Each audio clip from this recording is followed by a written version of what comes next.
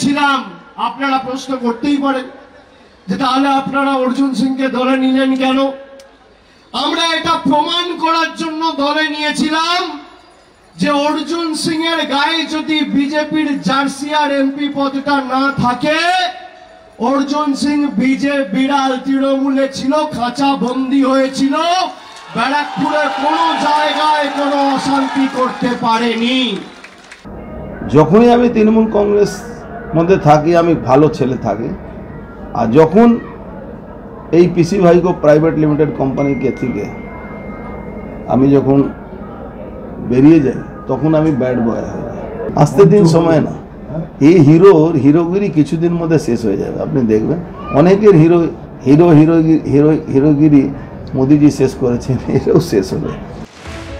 2019 সালে লোকসভা ভোটে ব্যারাকপুর থেকে তৃণমূল প্রার্থী হতে চেয়েছিলেন অর্জুন সিং, কিন্তু তৃণমূল নেত্রী দীনেশ ত্রিবেদীকে প্রার্থী করেন। এরপরই বিজেপিতে যোগ দেন তিনি।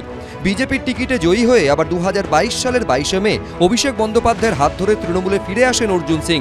আর 24 লোকসভা ভোটের মুখে ফের পদ্মেই ঘর ওয়াপসি হয় ব্যারাকপুরের সাংসদের।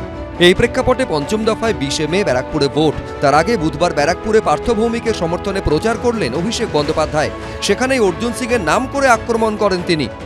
অর্জুন সিং বিড়াল তৃণমূলে ছিল, খাঁচা বন্দী হয়েছিল। খাঁচা বন্দি বাঘকে রাখা যায়, তার জন্য কি বিড়ালকে খাঁচা বন্দি রাখা যায়? কিন্তু নানা মহলে পাল্টা প্রশ্ন, ব্যারাকপুরে অশান্তির নেপথ্যে যদি অর্জুন সিংই থাকেন, তাহলে অর্জুন সিংকে দলে কেন নিয়েছিল তৃণমূল? কেন তাকে গ্রেফতার করলো না পুলিশ? সে যখন বিজেপির আমলে করেছে, তো তারপরে তো সে তোমাদের দলে এলো, তখন তার বিরুদ্ধে কী ব্যবস্থা নিয়েছ? তখন তো তোমার পুলিশ ছিল, তোমার পুলিশ যে তুমি তখন কোনো অ্যাকশন নিতে পারো নি। ব্যারাকপুরে কে বাঘ আর কে ভিজে বেড়াল তা বোঝা যাবে 4 জুন। সমীরণ পাল, অরিত্রিক ভট্টাচার্য, সৌমিত্র রায়, এবিপি আনন্দ।